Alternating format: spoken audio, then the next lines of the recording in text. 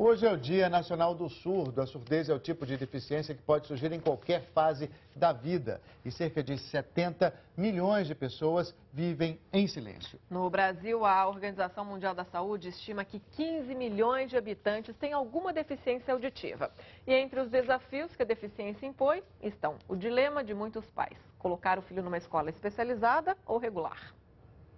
Hoje, a educação dos alunos surdos é motivo de polêmica. O Ministério da Educação defende a integração de todos eles nas escolas regulares. Mas os educadores que trabalham nessa área preferem as escolas especiais ou bilíngues, que ensinam Libras e português. Aumentando mais a discussão, a Universidade de São Paulo fez esse ano uma avaliação do desenvolvimento escolar dos surdos. 9.000 alunos de 6 a 25 anos foram acompanhados e submetidos a provas durante 11 anos. Os resultados mostram que as crianças surdas aprendem mais e melhor com professores e colegas que usam Libras.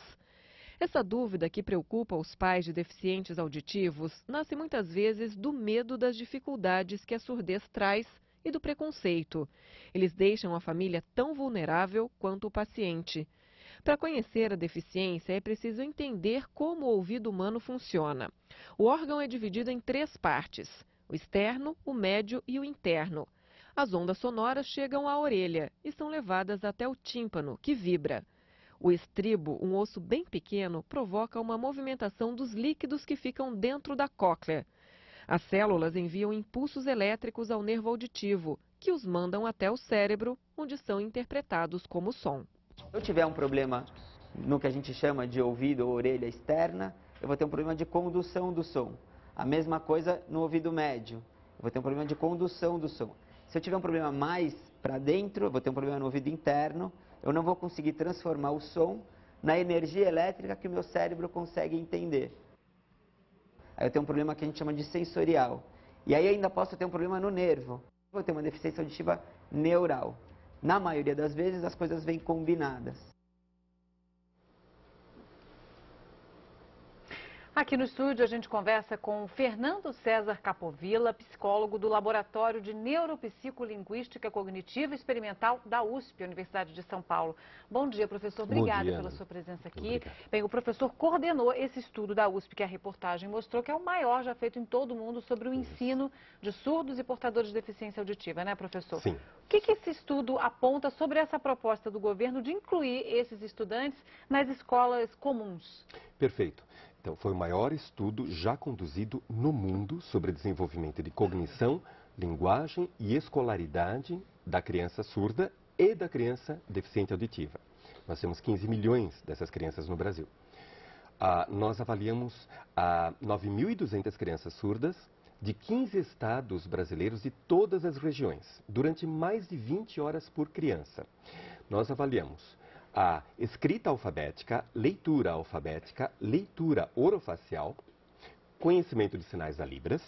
Nós avaliamos também o desempenho dessas crianças em avaliações nacionais, como a Provinha Brasil e a Prova Brasil, e estaduais como o Saresp, por exemplo, para descobrir que competências mais contribuem para um bom desenvolvimento nessas provas. Nós descobrimos que as crianças aprendem mais e melhor português, elas leem melhor, elas escrevem melhor, elas fazem melhor leitura orofacial e sabem mais Libras nas escolas bilíngues do que nas escolas comuns. Nós descobrimos que a competência que mais contribui para o bom desenvolvimento das crianças no Saresp e na Prova Brasil e na Provinha Brasil é precisamente Libras. A maior parte das crianças surdas nasce em lares ouvintes e, portanto, precisa da escola de educação infantil, dessa comunidade linguística sinalizadora, para aprender Libras, para depois compreender o que o intérprete diz e para depois compreender leitura orofacial e fazer leitura e escrita alfabética, para adquirir conteúdo escolar. Nós descobrimos que as crianças aprendem mais e melhor, as surdas, na educação bilíngue, ao passo que as deficientes auditivas aprendem mais na escola comum. Ô, professor... Que a inclusão é muito boa para a escola comum. para a criança com deficiência auditiva, mas não para a criança surda. E, finalmente, que a competência que mais contribui para o bom desenvolvimento da criança na Provinha Brasil, na Prova Brasil, é precisamente Libras. Então, professor... Então, está errado, está completamente errado propor o fechamento das escolas bilíngues, porque é nelas que a criança vai aprender Libras. Que vai ser a base para o ensino. Isto, a Libras constitui a metalinguagem, ou seja, o recurso cognitivo, linguístico, que a criança vai usar para adquirir o português lido no papel e lido orofacialmente. Bom, professor, só para a gente fazer um resumo e uma explicagem aqui, que Libras é, na verdade, os sinais, né? A linguagem, por exemplo, que se faz com os sinais para que a pessoa que tem um problema auditivo, uma deficiência auditiva, ela possa compreender. É como se fosse ensinar uma nova língua. E aí, professor, o que eu quero chegar com o senhor é o seguinte, esse estudo acaba concluindo também o que aquela tese acaba determinando de que quem tem deficiência auditiva, na verdade, não pode ser encarado como uma deficiência no processo de aprendizagem. Se tem que ensinar uma nova língua, quer dizer, não tem problema de aprendizagem aí. O que tem problema é um problema de audição. E aí, a partir do momento que ele se aprende uma nova língua, fica muito mais fácil aprender outros contextos do mundo. Exato. A Libras é a língua materna do surdo brasileiro, ao passo que o português é a língua materna do ouvinte brasileiro. A Libras, ela é adquirida numa comunidade escolar sinalizadora, desde o nascimento, mais precisamente desde o maternal, mini maternal. Ela é fundamental para constituir a base cognitiva e linguística que vai permitir à criança alfabetizar-se e escolarizar-se mais tarde no ensino fundamental. Essa língua é uma língua natural, ela não pode ser aprendida no atendimento educacional especializado. Então não pode, ela precisa de uma comunidade. Essa comunidade é precisamente a escola bilíngue. Por isso que a comunidade surda aqui de São Paulo está se mobilizando e fez um anteprojeto de lei que será julgado amanhã, dia 27, na Câmara dos Vereadores, propondo precisamente a proteção e o desenvolvimento da escola bilíngue para surdos. Por quê? Porque é esta escola que vai dotar a criança dos recursos cognitivos e linguísticos que ela precisa para desenvolver-se, escolarizar-se, se tornar um cidadão, se tornar um ser humano, desenvolver sua personalidade, sua cognição, sua linguagem, sua escolaridade e adquirir uma profissão e ser um cidadão brasileiro pleno. Agora, professor, o senhor falava aí da diferença de crianças surdas e crianças com alguma deficiência auditiva e das escolas bilíngues e das escolas normais, tradicionais, né? Comuns, exatamente. Agora, essas crianças que são matriculadas nas escolas comuns, que tipo de adaptação tem que haver na escola? Porque a gente sabe que também os professores, eles não são especializados em cuidar dessa criança e dar a atenção que elas precisam. Então, na sua opinião, o que falta nas escolas comuns para atender esses alunos deficientes? Perfeito. Bem, primeiro, falta formação do professor e faltam recursos. E falta conhecimento da Libras por parte dos coleguinhas, da comunidade escolar. Por isso que a escola bilíngue é o melhor dos ambientes.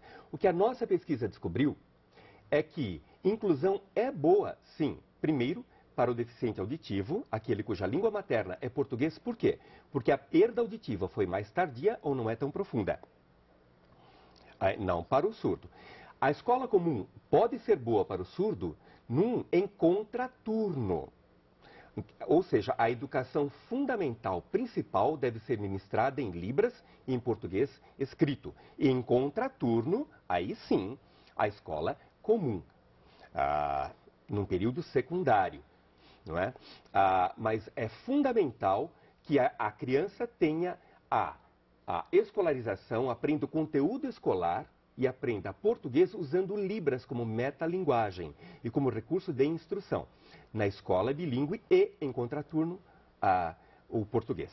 Agora, professor, se o senhor disse que é fundamental que a criança conviva com pessoas que saibam interpretar em Libras, essa teoria de algumas pessoas que defendem que a convivência com pessoas, com alunos, né, que não são portadores de deficiência nem surdos é benéfica, isso não se sustenta? Não.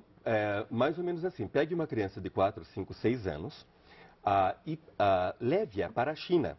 E para que ela não se sinta discriminada, não coloque essa criança numa escola de latinos. Não. Coloque-a numa escola de chineses. Aí ela vai ter que aprender conteúdo escolar sem sequer saber chinês. Ninguém a entende, ela não entende ninguém. Ela não consegue sequer fazer uma pergunta para a professora. O que vai acontecer com a personalidade dessa criança? Ela vai começar a apresentar distúrbios emocionais, retraimento, inclusive tendências suicidas. Ela vai ser vítima de bullying. Então, aquilo que se chama de inclusão, em verdade, hoje em dia, é inclusivismo, é ideológico. Ele é bem intencionado, mas é o tipo de boa intenção de que o inferno está cheio. Porque não leva em consideração a criança. Será que para a criança é bom? O que nós descobrimos é que inclusivismo é mau e inclusão é boa. Os surdos são favoráveis à inclusão. Mas que inclusão? Uma inclusão que receba, que inclua a criança inteira, com a sua língua, inclusive. Não deixa a língua de fora. Que inclusão é essa que deixa a Libras de fora?